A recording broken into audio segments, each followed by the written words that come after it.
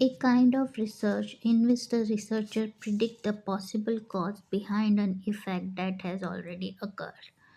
हम बात कर रहे हैं concept and meaning of x post facto research की।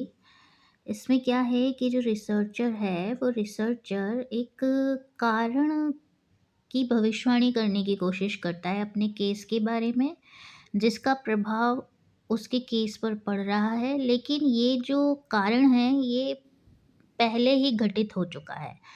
फॉर एग्ज़ाम्पल, अगर कोई बच्चा क्रिमिनल एक्टिविटी करता है, तो उसके पीछे उसके क्या कारण रहे हैं?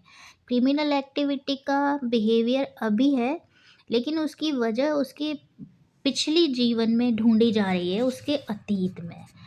अब जैसे मान लीजिए इसकी पॉसिबिलिटीज़ ये हैं कि उसमें डिसिप्लिन की कमी रही हो, उसकी फैमिली हिस्ट्री इस तरीके की रही हो, उसके भाई-बहनों का, उसके पड़ोसियों का, उसकी सोशल सामाजिक जीवन इस तरीके का रहा हो, यानी व्यवहार वो अभी कर रहा है, लेकिन उस व्यवहार का कारण उसकी पिछली ज़िंदगी से जुड़ा हुआ है। तो यही चीज़ आपकी एक्स पोस्ट फैक्टो रिसर्च का तरीका है, काइंड है। It is an interesting point to be noted that the researcher predict A cause on the basis of A controlled effect.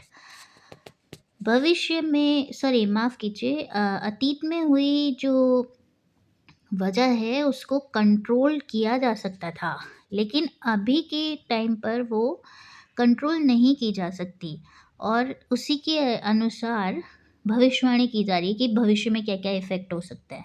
No variation can be done on the effect which has already taken place on the basis of the independent variable और the cause.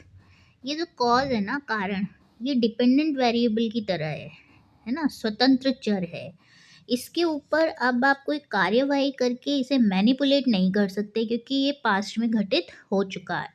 That's why ex post facto research defined as an empirical based investigation, यानी इसी वजह से आपके अनुभव के आधार पर जो आप खोजाबीनी कर रहे हैं उसे अनुभव सिद्ध इन्वेस्टिगेशन कहा जाता है।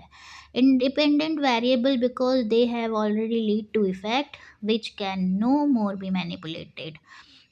भूतकाल में वो घटना हो चुकी है, उसे आप मैनिपुलेट नहीं कर सकते। इसीलिए इन 1988 और 62 लैंडमार्क ने कहा कि an experiment in which a researcher instead instead of finding a treatment examine the effect of a natural occurring treatment after it has occurred। 1988 में लैंडमार्क ने कहा कि ये वो रिसर्च का तरीका है जिसमें आप चिकित्सा करने की कारण नहीं ढूंढ रहे हैं, चिकित्सा नहीं कर रहे हैं, आप ये सोच रहे हैं कि प्राकृतिक रूप से किस तरीके से इन प्रभावों को ख़त्म किया जा सकता है।